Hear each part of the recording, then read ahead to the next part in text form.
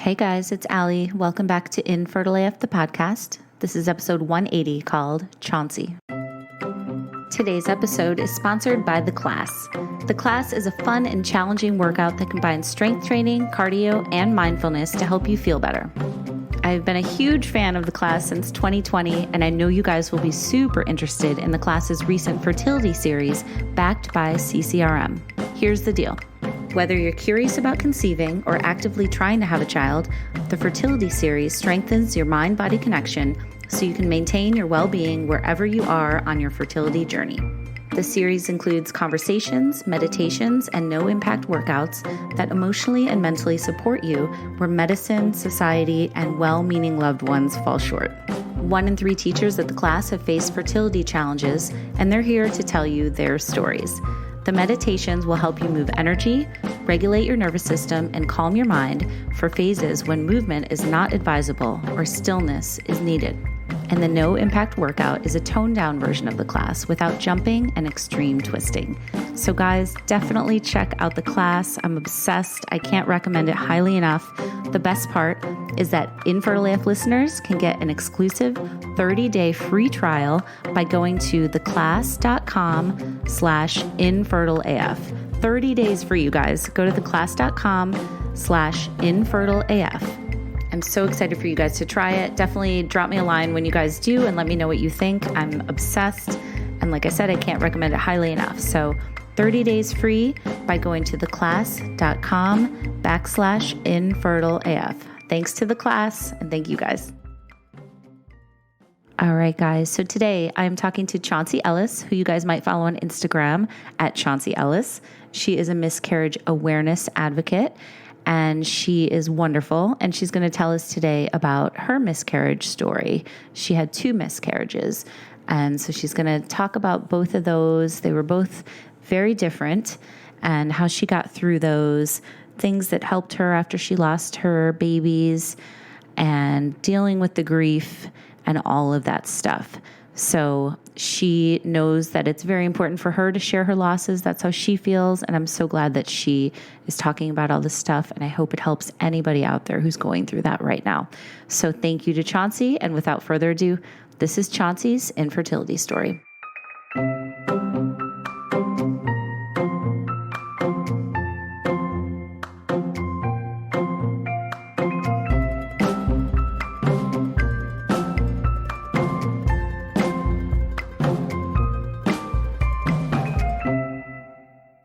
So, hey, Chauncey, thank you so much for doing this. I'm really excited to talk to you. I was just saying we've never really met live. I think I've DM'd you a couple times or back and forth, but it's so great to finally meet you officially. It's so good to meet you too. It's kind of fun to meet people on Instagram. I know. I feel like I've seen your posts for the last couple of years since I've been pretty active in Instagram. And I know you have a big following and you're really into, miscarriage awareness and life after loss. So let's start at the beginning with you. Did you always want to have kids? Yeah, I did actually. I grew up with a family of 8 kids. So, okay. And seriously, I have 50 cousins on both sides of my family. Amazing. So we have, I've been babysitting and doing all of that my whole life. Okay. So where do you fall in the birth order? So I am the 5th. So there's 4 older and 3 younger. So kind of in the middle. Okay. And middle child syndrome is real. Okay. So what did that look like for you? I have always been the more responsible type of personality. And so I think I just always put my feelings on the back burner my whole entire life. So I had siblings that needed more attention and I was like, they need it. You got it. And I will just take a step back and be quiet and feel my feelings alone kind of a thing. Interesting. So yeah. Is it still like that for you today or have you evolved and changed as you've gotten older? Yeah, I've definitely changed. I would say about 2 years before all of my pregnancy loss, I decided to dive into personal development and I really learned about myself and I discovered that I matter and that my way of putting myself on the back burner wasn't serving me. And it's extremely interesting how everything has unfolded because I believe if I didn't go through that, I would not be where I am in my journey, and even being able to speak about it, because I did not talk about my feelings with certain people. Let's talk about, fast forwarding a bunch. When did you start to try to have babies, and what happened? So I feel like I have to start with my first daughter, and she will be 10 in April. So we have a huge gap. I got pregnant with her unexpected at 20. And it obviously happened, like, when that happens, you're like, I'm so lucky. Wow, life is great. And I had her, and I thought, we're not in a place to ever like have a baby again. This is just too hard. Were you married at the time? Sorry to interrupt. No, okay. I wasn't. No. And I grew up in a very strong religion. So that was a huge dynamic that was really tricky. So I've now realized that I have trauma even in that. It's kind of crazy, but yeah. So she came, and I think it was about 7 years later that I decided maybe we should try and have a baby. And I thought, my mom had 8 kids and no losses. And so I just thought that that's going to be easy for me. Right. Can we backtrack a little bit? And if you're comfortable, can you talk about your religion and how that came into play? And if you don't want to, that's totally fine as well. But yeah. So my religion, I was raised LDS, and that is basically where we are not supposed to have sex until we're married. Okay. So that's Latter-day Saints. That's what that stands for, right? Yeah. Yeah. Okay. The Latter-day Saints. I haven't gone to church for a while, so okay. I kind of forgot some of the stuff, but yeah. So that was, it's super interesting because a year before that, before I got pregnant with Evie, my first daughter, my parents got divorced. And so the dynamic of my family really changed. And it's funny because I find that probably to my advantage when I got pregnant, because I was to the point where I was like, okay, I got pregnant. It's fine. Like, I don't even live with my parents at this place. They're not even married. Like, we're good. And I just kind of didn't care. And, but there's a lot of underlying things that, still affect you. Right. Being raised super religious and rules like really strict. So, okay. Gotcha. Yeah. So, okay. So back to where you were saying, so then about 7 years later, you said you were decided to start to try again. Yeah. So basically what happened, it's kind of weird how all of this unfolded. I'm big on dates, so I'm just going to say the dates. It's just easier to explain things that way in my mind. So I remember, I think it was in 2019 in March, I remember somebody had said to me, you guys make the cutest babies. When are you going to have more? And people had said that to me a lot because we do have a really pretty baby. Evie was really cute. So I got that all the time. But that struck me differently than it ever had before. And I was like, why are you asking me? It's not even your business. And little do you know, I want to have a baby, but I feel like it's not even like possible, like financially, like my mental state, like all of these things that kind of planted a tiny seed. And one night, it was the night before Evie was turning 8, and I had this dream. And I was laying in my bed, and I remember it was kind of like an outer body experience. I was basically watching myself in labor. Oh, wow. And I remember that's I was cool. I love that. It was insane. I remember watching myself like I was watching a movie, like, oh my gosh, I'm having a baby and there's a midwife and I'm in labor and I'm happy and I'm smiling and this isn't terrible. Like, and then in my dream, I get up and I go to the bathroom and my water breaks. And I was like, oh no, she's coming. Get everybody up here, whatever. And this baby falls out of me literally on the floor. And I look at her and I was like, oh my gosh, she is beautiful. She looks just like Macy. And that's my niece. And I woke up from that dream and I was like, holy cow. Like, that does not feel like a normal dream. Like, I think Wow. there's a baby that's supposed to come to me. Oh my God. Cool. Yeah, but I don't know how this is going to happen. Like, how are we going to have a baby? So I think I told Anderson, I tell him, and he's like, yeah, well, we're not having another baby. I'm like, okay, fine. And then 2 weeks later, this girl on Instagram shares that she's having a baby with a midwife at a birthing center. And I come from a mom who had a lot of us at home. So I've watched some of my siblings be born, and that was something I always wanted to do, but it it just felt out of reach. So I see this girl, she's like, I'm due this weekend. I'm having my baby at this birthing center, and stay tuned. So I was like, all right. And it's honestly someone I don't even really watch very much, but she's local. She has a big following around Utah. And I'm like, well, I'm following her this weekend. And on Saturday night or something, she posts this live of her literally in labor, having her baby with this midwife at this birthing center. And I was watching this, and I was watching the midwife, and I was like, oh my gosh, I'm supposed to have a baby here. Like, this is crazy. How's this going to happen? I have no idea. Oh my gosh. And I literally emailed her and I said, hey, how do I if I get pregnant, I'm not even trying, but if I do, I want you to be my midwife. How does that work? And I looked up the prices and everything. Okay.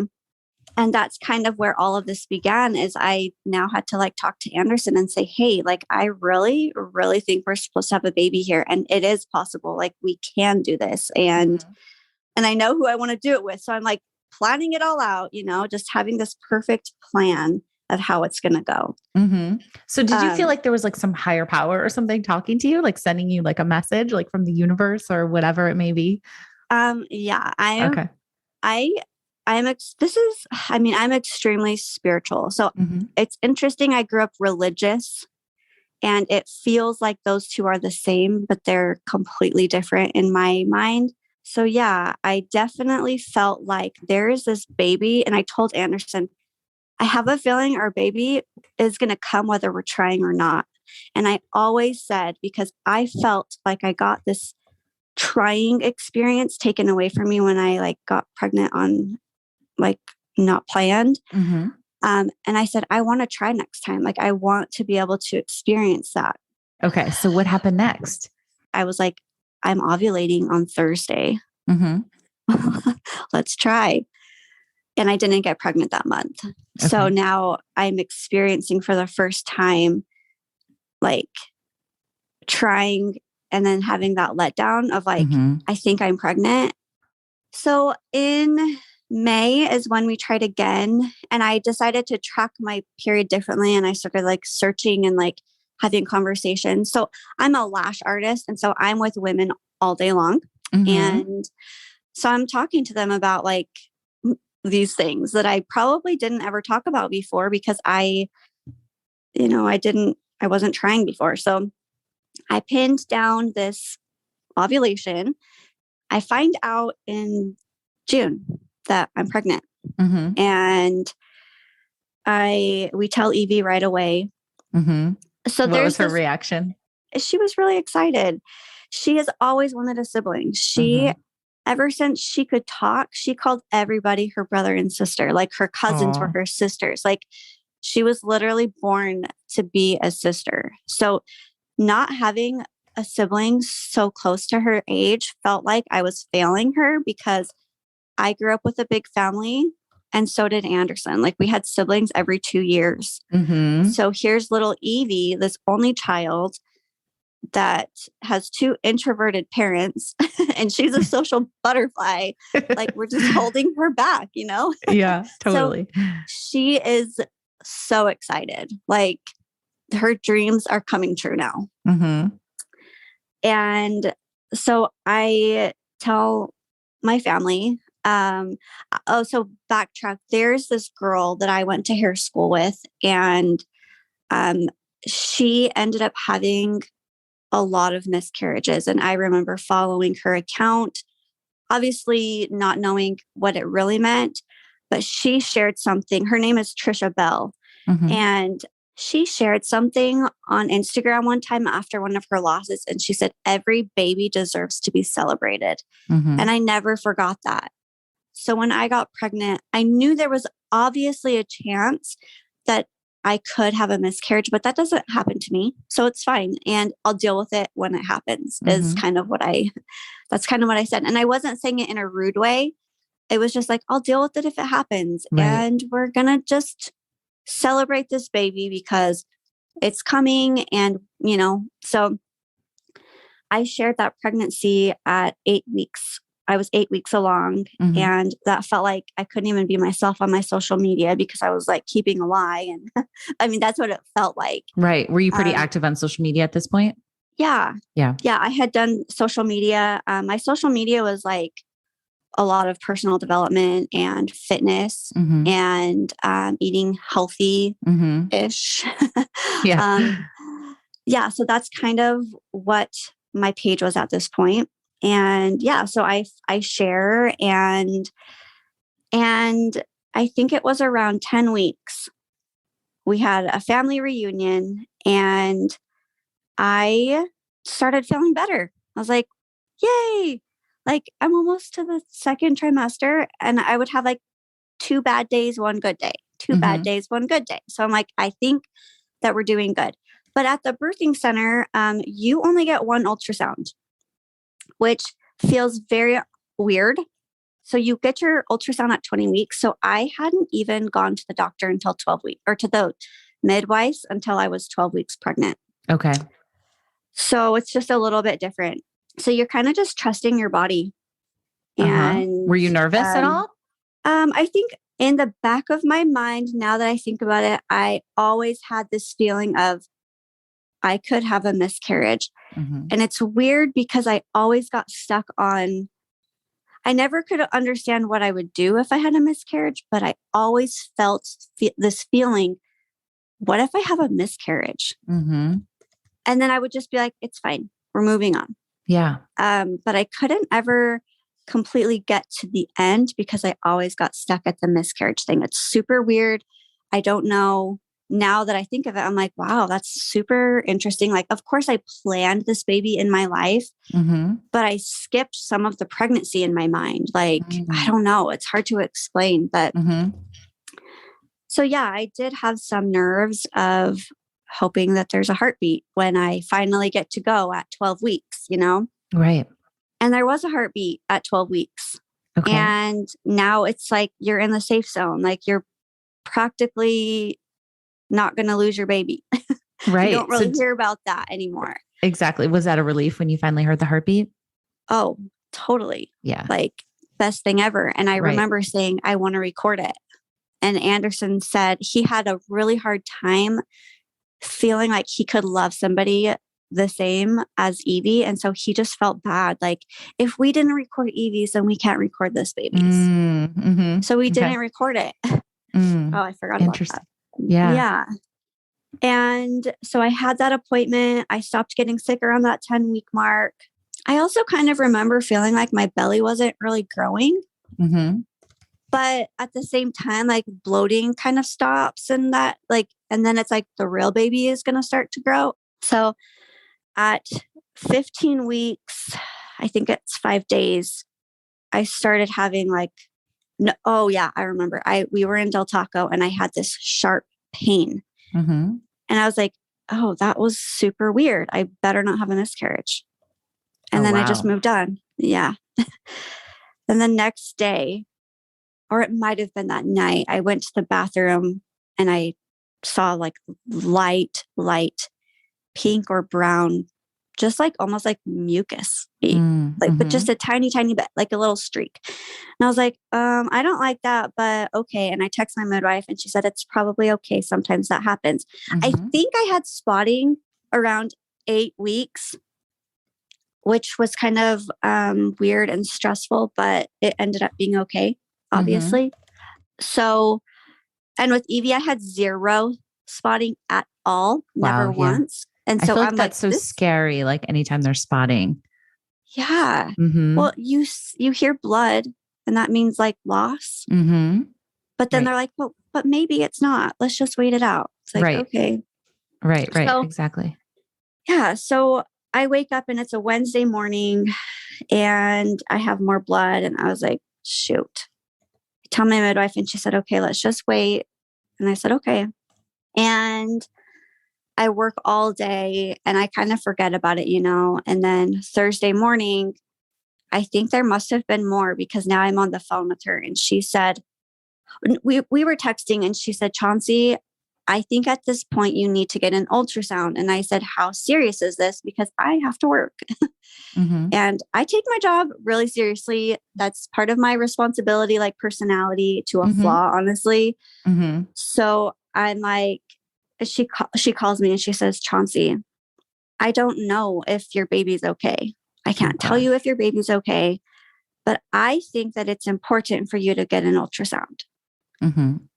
And with midwives, they really hand it over to you. Like you get to make a lot of decisions. So I was like, all right, well, there's something I've never shared before, but I had a yeast infection throughout my pregnancy, which is pretty normal for me. Like that just happens. Uh-huh. I've always had that in my life. And I remember talking to my midwife and I said, is it okay if I take medicine? And she said, yes. And then my mom was like, well, you can just take some of mine. You don't have to go to the doctor. And I was like, are you sure this is okay to take when you're pregnant? What was it? Do you remember? I think it's diflucan. Okay. Which apparently isn't okay to take when you're pregnant. Oh, wow. So I've been taking that. The dose that my mom gave me, which is not from a doctor. I was just trying to save money.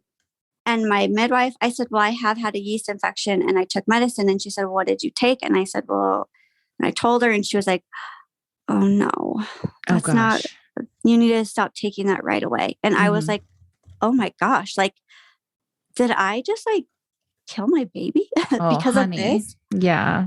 So scary. Yeah. So I have that. And then I'm like, I have to work 2 clients this morning.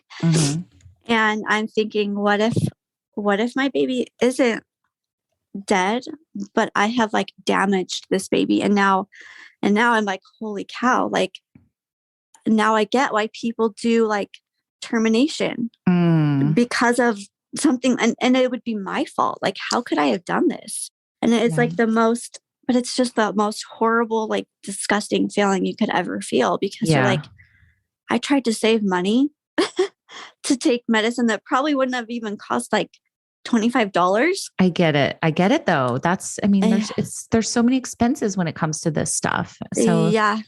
And I'm self-employed. So like, I don't have insurance.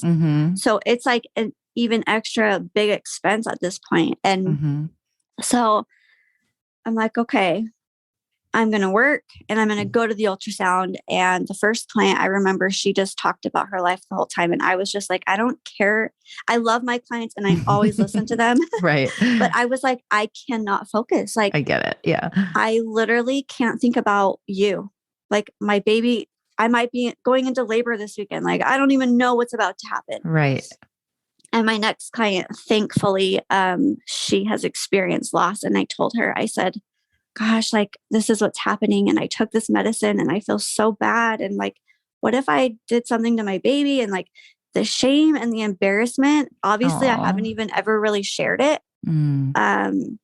Because like, that's really crazy. So it's not crazy. I think it's really relatable actually. And thank you for sharing that. Well, and I know there's so many pieces and we'll get into that, but that's why I share is because of these things. Like I never understood. I had my own beliefs on like, I guess, termination or abortion. And I always said someone else can do it. But if it came to my life, I wouldn't do it, but I would love the people anyway. And here I am like being faced this, and I don't even know for sure yet, but I'm like, I prejudged and I never understood what that actually would look like. Right. And it's just, it puts yourself in a position that you would never imagine being in. So I go to the ultrasound, we drive to it, and I am just like, no hope, like feeling like there's no way. My luck is the worst. And Anderson is like, we're fine. We're good. We're good. Everything's fine. I'm like, okay.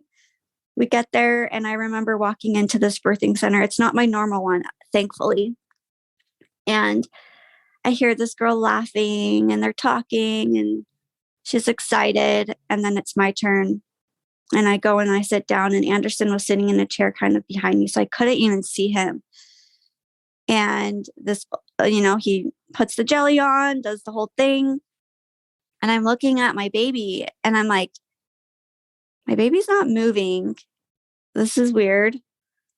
And it probably took him 30 seconds. And he's just like moving it around, doing a little bit of measurements. And he says, I'm so sorry, but your baby's not alive. And oh my God, my heart just sank. Yeah. And I was like, okay, what do we do next? How do we go from here? Mm-hmm. And he looks at Anderson and he was like, oh, I'm so sorry. And I look back there and he's just crying. And I was like, oh no. Like, so this sorry, is real. Chauncey. Yeah, I'm so sorry. That's so hard. It's just interesting because I think that people always think that men are so tough and strong, and he cried before me. Like, and that was just really crazy to see. And I was just like, well, what do I do? Like, I have the baby in me. Like, I don't know what to do. I still have to work today. Like, what the heck am I going to do? Yeah. What is my weekend going to look like? And he said, I really think that at this point, because I was 15. Okay. I think I was 15 weeks, 6 days. Wow. And he had said that the baby stopped growing at 11 weeks, 5 days. But the thing that was so insane is that's literally the day that we went and heard the heartbeat at 12 weeks. Oh, interesting. For my 12-week appointment. So I'm like, we found the heartbeat. Like, that doesn't make sense. Yeah. How would you even say exactly to the day of my last appointment? Isn't that so weird? Yeah, definitely. So I've just always had this feeling of like it happened in between like the 12 and 13 week, but because it had been so long, I'm sure that the baby's body was just getting smaller and stuff. I don't know exactly how that works, but so anyway, he was like, he made us pay for it. I was like, this is so stupid. I have to pay freaking money for this ultrasound that you just told me my baby isn't alive. And that's so rough. Come on, people.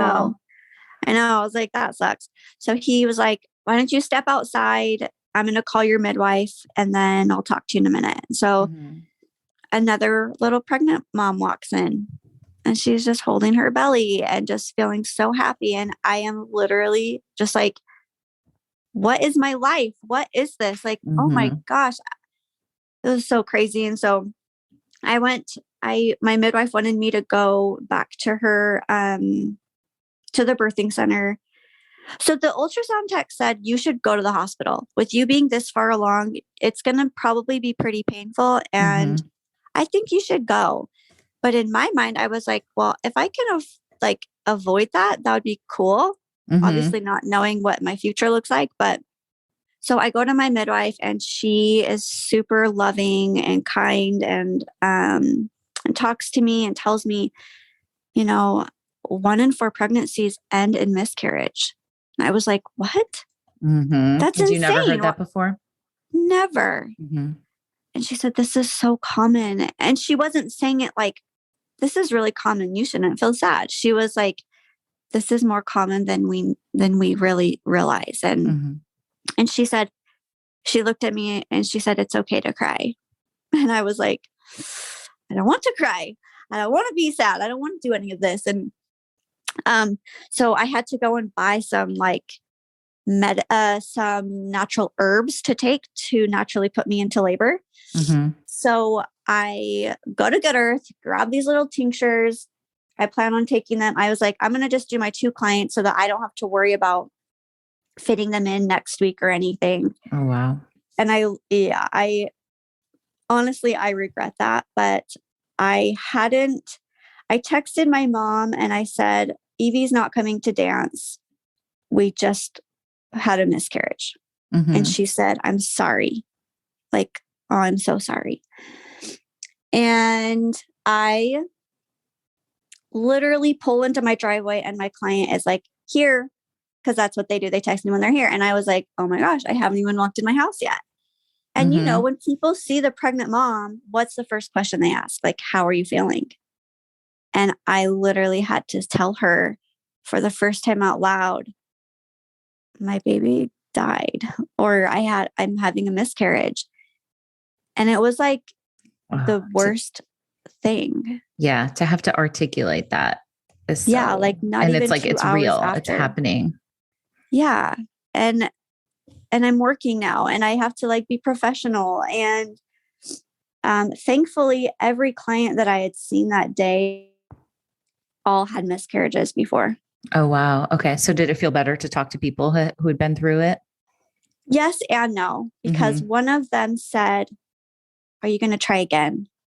And I was like, I don't want to try again because I want to have this baby. Like, this is the one that I want. Right. That makes so sense. Everybody responds differently. Some people feel different about their losses and that's okay. But I was like, I don't want to ever try again. I never want to go through this ever again. I'm never having a baby again. I will never do this to myself. But one of my other clients, she came in and she brought us dinner and brought me this rose quartz, like angel crystal to hold. But the thing is Evie wasn't even home from school yet. So Evie didn't know anything. And I worked until like 6:00 that night. And so I worked and I got home, or I work from home. So I came downstairs and we talked to Evie and she already sensed something. She's pretty like intuitive. And I just said like, the baby isn't alive anymore. I don't even remember what she did, to be honest. I can't remember. Yeah. I'm sure she cried. Right. But it's kind of like, doesn't really feel real, you know? And also I totally forgot about this, but our car broke that week. On Monday night, our car just broke. And I remember feeling really stressed and I like took a shower and I was just kind of like praying. And I was just like, I don't care whatever you have to do. I will do anything. Just make this work out. Yeah. And I remember thinking like, oh my gosh, like, was I praying like this? I just don't like that. That was just, I don't know. That was just a weird thing because I've never really done that before. So that next day, which was a Friday, I started taking that medicine or those herbs on Thursday night. And on Friday, we went to the car dealership because we needed a car. And our car broke. So we had to like trade it in. And I only wanted this one car. But it got to the point where I was like, I don't even care what I have. I just want a car that has air conditioning because the car we were driving didn't in those 4 days. Right. So driving around town, having a miscarriage, all this, we're burning hot. Yeah. So anyway, I'm at the car dealership, just broken. Like, I don't even want to look at anybody. I don't want to talk. I don't know when. I remember bringing a pad thinking, I hope this doesn't happen in there. And I am so glad that it didn't because I had no idea what was going to happen. Right. So what did happen?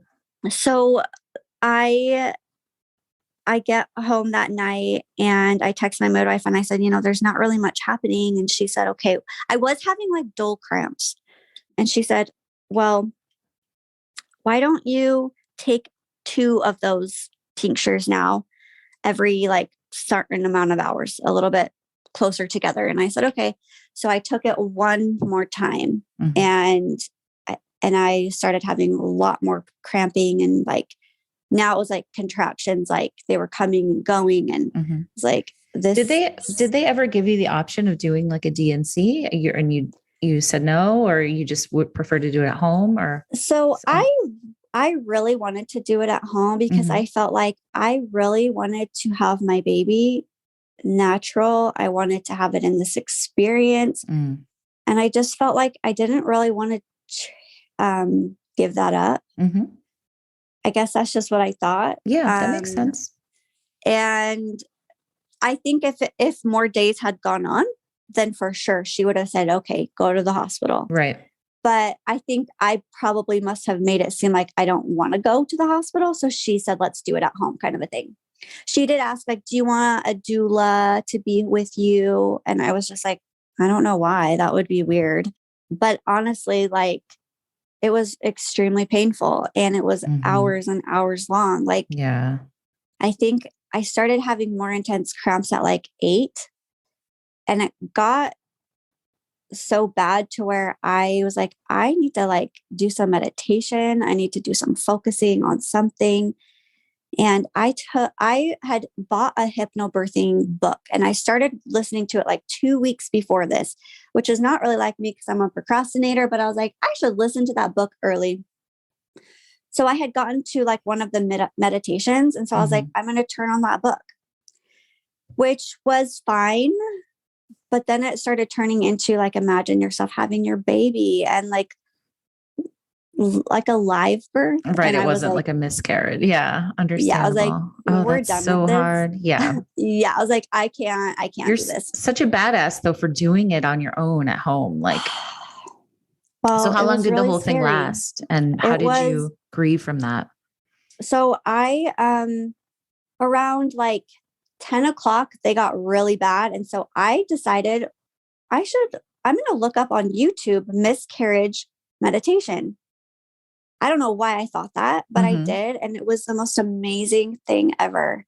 And that was one of the moments that I was like, I have to share this experience. Oh wow. My gosh. Because other people need this. And so it talks about like envisioning your baby and like holding your baby and loving your baby, but knowing that you don't have your baby. So it takes you through this like grieving process. And that's cool. I remember it was amazing. And I remember at one point I just was like, oh, so it literally put me in like this trance of like, all of a sudden I kind of woke up and I was like, what just happened? Like, I think it felt like I fell asleep, but I was so deep in meditation. I've never experienced that before. And I remember kind of coming back and I was like, I had this feeling that my baby wasn't coming because I wasn't letting my baby go. And it must have been something in the meditation, but the baby, I remember having this feeling on my shoulder. Like it felt like this hug. And it sounds crazy. I am spiritual. So that's just no, it doesn't sound crazy to me. I think it's very cool. So my baby says, I love you, mommy. And I said, I love you too. And it's okay to go. And literally like a minute later, my water burst. Oh, wow. Yeah. And I like jumped up and I ran to the bathroom and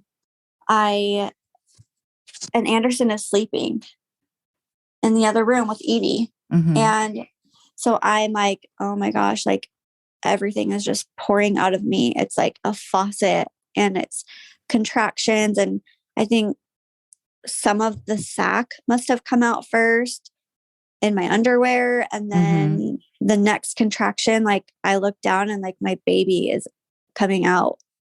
And I was like, oh my gosh, like afraid to touch my baby, but also like, I don't really want it to drop in the toilet. So I like grabbed the baby and I text Anderson. I'm like, hurry, come in here. And he was just like, what the heck? Like, it was definitely overwhelming for him. And I, like in the movies when people cry and you're like, how are they? Like, they're so sad. I literally had no other thoughts in my mind, but like, I just remember this cry it was the saddest I've ever felt. And I think Anderson felt uncomfortable having the baby. And my midwife kind of said like people flush their baby. Wow. So we kind of spent a few minutes and I took a couple pictures, thankfully. Yeah. And I asked Evie if she wanted to see the baby and she said yes. And so she came in and saw the baby, but felt very like she didn't like it. So she left. And after that, like I had so much bleeding. It was just like gushing and gushing. Mm-hmm. So I called my midwife and I was like, is this normal? And she said, well, you need to lay down to help your body. And so we go back to bed, and then there's a point where I go back to the bathroom and I start bleeding so much that I am almost passing out. And I'm calling Anderson, but I have no energy. I'm like, Anderson, Anderson. So I literally am like, I've got to get to him. And I like get down to the ground and I crawl to him. I'm like, there's something wrong. And we still didn't go to the hospital. I never went to the hospital. And I feel like maybe I should have. I don't know. Yeah. There was so much blood. I know that I was bleeding so much. Yeah. And we just like he looked up like how to like replace that blood, whatever. Anyway, it started to feel better, but I was still having really bad cramping. And for 24 hours, I was cramping, but it looked like everything came out. And like the next day, it was just like in labor all day long. And I'm thinking, how long is this going to last? And it got so bad that I went upstairs and I had to do meditation again. Mm-hmm. And I kind of the same thing where I like kind of went out and I came back and I was like, I need to go to the bathroom. And I go to the bathroom and I sit down and this, I'm pretty sure, I don't know what it was, but something big just slipped out of me. And I never had a contraction again. Wow. I was like, whoa. Thank you for sharing all of that. So I know that was like your first miscarriage, and then you had another one, right? Can we talk about that? Yeah. So I had another miscarriage literally 4 months to the day. It was crazy. And that one I was 5 weeks almost. So it was just so different. I had so much attachment and like time to feel connected to my other baby. But this one, I only had like a couple weeks. And it was super weird because my family, we came really close together with our first loss. And this one, Anderson got frustrated and I had no hope.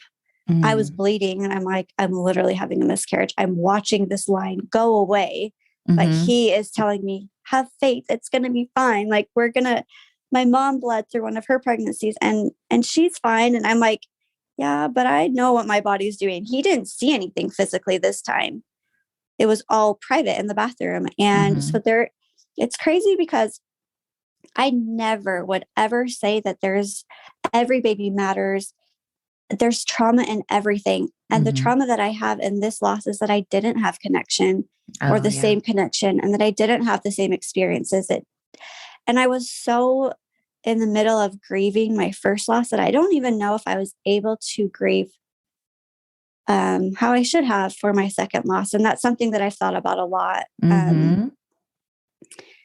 So yeah. I think it's so interesting. And I know you've put on your Instagram page talking about loss and grief, that one thing you said that I think a lot of people can resonate or relate to is there's no time frame for grief and loss, and sometimes it's not linear. It can come in waves. It can knock you off your feet when you're not expecting it. You never really know how you're going to process going through loss and dealing with that grief. And because I shared so soon after, I mean, it felt like there's no way I can't share my loss. I'm almost 16 weeks pregnant. Somebody said that to me. I don't remember who it was, but they said there's no time frame. And I'm so grateful because I would have given myself a time frame. Sometimes I still do. I'm like, why are you still feeling sad about this? Like, it seems like no one else would feel sad. So I'm like, why am I doing that to myself? Why do we do that to ourselves? Sometimes we need that reminder from somebody else. I think that, you talking about it and being so open about it is really helpful to people. Yeah, I think so too. I mean, if I didn't open up and other people didn't open up to me to show me just how real and devastating this is, I don't think I would have been able to grieve my babies the way that I have. And I'm just so grateful for the community because it really allows a space that no other place in the world really allows. Yeah. Because it's not looked at as like a real loss, which is so weird. Like, well, at least your baby wasn't alive or born. And it's like, what? Yeah, I cannot subscribe to that line of thinking. Never. No. It's just so unfair because it's like, but you don't know how this Mm-hmm. is feeling. And it's Mm-hmm. not fair for you to tell me that it's okay. Like, Absolutely. no, it's Yeah. not okay. Yeah. Yeah. So tell me about Indigo. Oh, so she is just, it's so funny because when you're pregnant, they're just in your belly. She was a little kicker. Mm-hmm. So busy. Sorry, just backtracking a little bit. Did you go through any treatment to get pregnant with her? I actually didn't. Okay. I remember saying, I'm going to try one more time because they usually say like, you need to have 3 losses before you can like do anything. And so I was like, all right. Mm-hmm. So one day, I mean, it's a whole nother story that I'm not going to go into, but I decided like, maybe we should try again. Mm-hmm. And the thing that's really weird is like, I can get pregnant, but I couldn't stay pregnant. And that was what was confusing. Yeah, that's the same as me. Mm-hmm. Really? I had 4 losses. Yep. And there's something like, I don't know what it is, how to explain it, but it feels kind of guilty because it's like, I could get pregnant and I don't even know if I can claim like the word infertility because I don't feel like, I don't know, that's a whole nother confusion, but because I can, I guess, but then like keeping the baby is another story. And it is like, there's nothing uncomplicated about loss and there's layers and layers and layers of all of it. And pregnancy after loss was the hardest thing. Yeah. Tell me about that. So when did you find out you were pregnant again with Indigo? Yeah, it was literally almost exactly a year later. I ended up trying again in April. So another year, and I got pregnant that first month. And I was just like, this isn't going to happen. Like every time I told my midwives early, I didn't tell them early this time. I didn't want to tell people. That was kind of sad and confusing, but I couldn't really connect because I was so afraid of losing her. I could not imagine a real live baby at the end. And I'm pretty sure I started bleeding again. And then honestly, 15 weeks and 5 days, which is exactly how far along I was with my first miscarriage. We named him Echo. I started bleeding. And it was so weird. Like, why am I bleeding again? Like exactly to the day. This cannot be happening to me. Terrifying. Yeah. Yeah. And I went to the hospital. I didn't really want to go, but I kind of felt like I don't know. I just kind of felt like maybe. So we went and I remember going to the ER and it was in the middle of COVID. Like you're just like all that stuff on top of these confusing like feelings and the ultrasound tech comes in and I'm looking and I'm like, my baby's not moving. Like there's no movement. Oh my gosh, my baby is not alive. And she says, everything's fine. And I said, are you sure? Where's the baby moving? Like, I don't see it. And she's showing me and I'm like, I don't see it. She's lying to me. She's going to walk out and send another doctor in. How could she do this to me? Right. And I literally still to this day, I didn't see it move. I didn't see her move. Yeah. It was the weirdest thing. Did they hear the heartbeat or was it too early or what? Yeah. They did. Yeah. They did. Okay. She was Did fine. you hear it? No, they didn't turn it on. Okay. Isn't that weird? Okay. I wish that she would have. She didn't turn on the volume. Oh, okay. And it was like 2 a.m. So she got called in. It was late. So poor girl, come in the middle of the night. And then everything was okay medically, but I'm literally feeling like I just had a miscarriage, feeling like there's no way my baby's going to live. Why am I bleeding? There's no answers. This doesn't make sense. I remember just walking around my house that day. I also worked again that day and just feeling so raw and like my baby's going to die, but everyone else is so happy. Yay, everything's good. I'm so glad you're good. And I'm like, but I'm so far from good. I feel like my baby isn't alive and this is so confusing. Right. And then I started bleeding again at 26 weeks. And I was just like, what is happening? So I had to go to the hospital twice, and I could feel her move and everything. And that was a different experience because they're asking me all these questions of how many live births, how many miscarriages, and it was just so robotic. And I was just like, what is happening to me? Mm-hmm. Why are you treating me like my babies don't matter? Like, the girl checked me, and it was the most painful thing ever. Oh my gosh. And I was just like, get me out of here. I hate this place. Yeah. And I was probably just super triggered, feeling like my baby 100%. isn't going to live, you right. know? Yeah. That's so scary. Yeah. And even up until 40 weeks, I was 40 weeks. And there was one day where she wasn't moving a lot. And I was like, oh my gosh, what if she isn't alive? Like, I did all the things to move her and wiggle her. And finally she did. But even in labor, I couldn't imagine her being alive. Like, the last few minutes of her being born, her heartbeat went away. And in the video, I say, oh my gosh, something's wrong. I'm so scared. And my midwife goes to check her heartbeat. She didn't even check it first. And like, I felt it before something even happened, and she couldn't find her heartbeat. And I look at her and I was like, oh my gosh, Melissa, what's wrong? Oh my gosh, something's wrong. Oh my gosh. And she says, stand up, Chauncey. We're going to get this baby out right now. And I am pushing and I'm pushing, and she's not coming out. And I'm thinking, I'm killing my baby because I can't get her out. I have no energy. I can't get her out. And finally she came out, and she cried right away. But I still didn't believe that she was alive. Like, it was the craziest thing. I totally understand what you mean. And I think so many people who've been through this will totally be able to relate to that too. Yeah. Was there a point where you were ever able to kind of relax and accept it and realize like she's here and she's okay and you're okay? Yeah. I watched that video, and it was like about 7 or 8 minutes into the video that finally I stopped asking. I stopped like snapping out of this weird trance of like, oh, I'm so happy I'm done. And then, is she okay? Is she okay? And finally I stopped asking. And I think that I could kind of believe that she was okay. And that was, it's not like the movies, and that kind of sucks. Yeah, absolutely. I think that it's definitely not like the movies. It is like, not like the movies, Chauncey. You're so right. Like the movies. It's so annoying. Yes. And then you feel bad. It's like, I didn't cry when I had Evie, so I thought I will for sure cry with this next baby.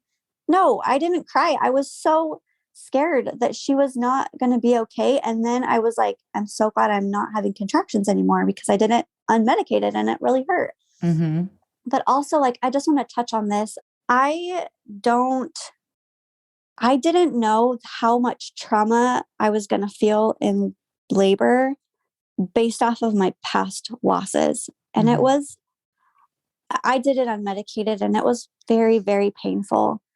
But like, the pain that my heart was feeling was like, oh my gosh, I can't even explain it. It felt so similar to my miscarriage, and feeling like this is what it felt like. I remember looking at myself in the mirror, and I had a flashback of being in labor with him. And I was like, oh no, like I cried so many times in my labor because I was so heartbroken.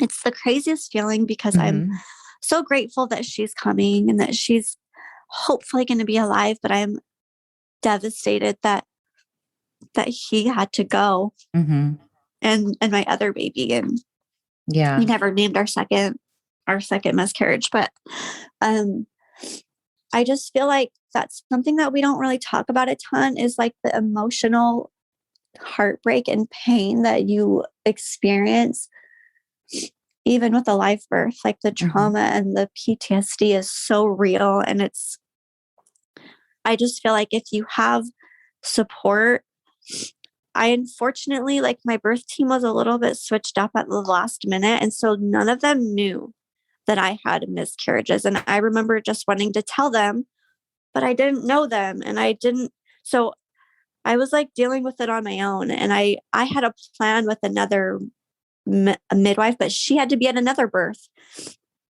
that started before me. And so my other midwife didn't know that we had a plan of, she was going to say, are you okay mentally and emotionally? And how can I help you? Be that support for my heart.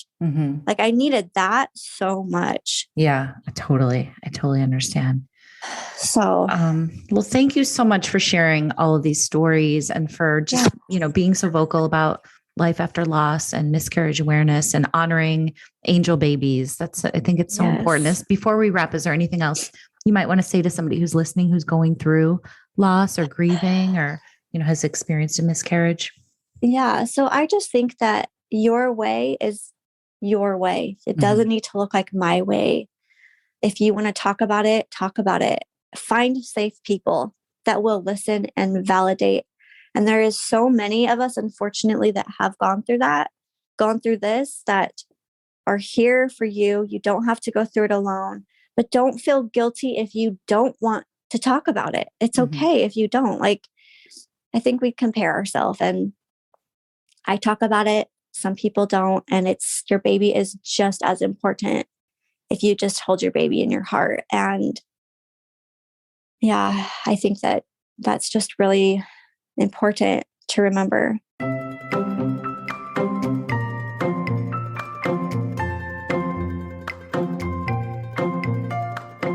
All right, friends, thank you so much for listening. Thanks again to Chauncey. You guys can follow her on Instagram at Chauney Ellis. And I also wanted to remind everybody that the first week of every month, so that's coming up on August 1st, we open the doors to Fertility Rally, which is the community that I co-created. That is the thing I wish I had when I was in the shit and in the midst of it.